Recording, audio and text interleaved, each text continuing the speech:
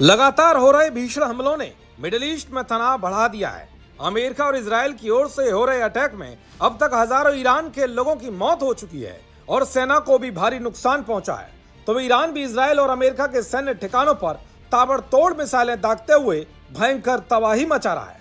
अब ये जंग इतनी खतरनाक मोड़ पर पहुंच चुकी है कि अगर ये ठंडी नहीं पड़ी तो मिडिल ईस्ट के साथ ही पूरी दुनिया को बड़े खतरे में डाल सकती है। इसी बीच अमेरिका ने भारत से लौट रहे एक ईरानी युद्धपोत को श्रीलंका के पास हमला करके डुबो दिया है। हमले में अब तक 87 ईरानी नौसैनिक मारे गए हैं।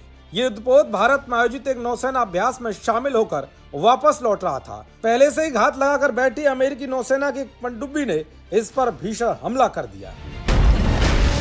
तो इस जंग का असर अब भारत पर भी दिखने लगा है, क्योंकि ईरान पर इजराइल और अमेरिका के हमले के बाद होर्मुज़ के रास्ते गुजरने वाले जहाजों की आवाजाही में 70% की भारी गिरावट आई है। भारत के कच्चे तेल के इंपोर्ट का लगभग 50% होर्मुज़ से होकर गुजरता है, जिससे कि अब क्रूड ऑयल की सप्लाई प्रभावित होती हुई दिखाई दे रही है।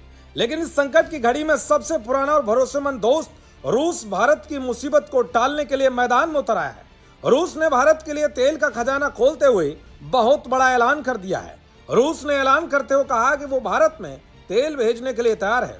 रूस ने कहा है कि अगर पश्चिम एशिया से तेल की आपूर्ति प्रभावित होती है तो वो भारत को लगभग 95 लाख बैरल कच्चा तेल भेजने के लिए तैयार है। दरअसल भारतीय महासागर और एशियाई जल क्षेत्र में करीब 9.5 मिलियन बैरल रूसी तेल टैंकरों में मौजूद है, जिसे जरूरत पड़ने पर जल्द भारत भेजा जा सकता है। भारत के पास अभी करीब 25 दिन की मांग के बराबर तेल का स्टॉक है। ये स्टॉक लंबे समय के संकट से निपटने के लिए पर्याप्त नहीं है। भारत दुनिया का तीसरा सबसे बड़ा तेल उपभोक्ता है और अपनी जरूरत का करीब 90% कच्चा तेल आयात करता है। ऐसे में वैश्विक संकट का असर सीधे देश की अर्थव्यवस्था, महंगाई और पेट्रोल डीजल की कीमतों पर पड़ सकता है। इसी स्थिति को देखते हुए रूस ने भारत को अतिरिक्त तेल उपलब्ध कराने की पेशकश की है। यानी रूस हमेशा की तरह भारत का साथ देने के लिए सामने आ गया है, जो बताता है कि ये दोस्ती फायदे नुकसान की नहीं बल्कि पारंपरिक है और अटूट विश्वास की है। युधिष्ठिर उपाध्याय की रिपोर्ट, जी मीडिया।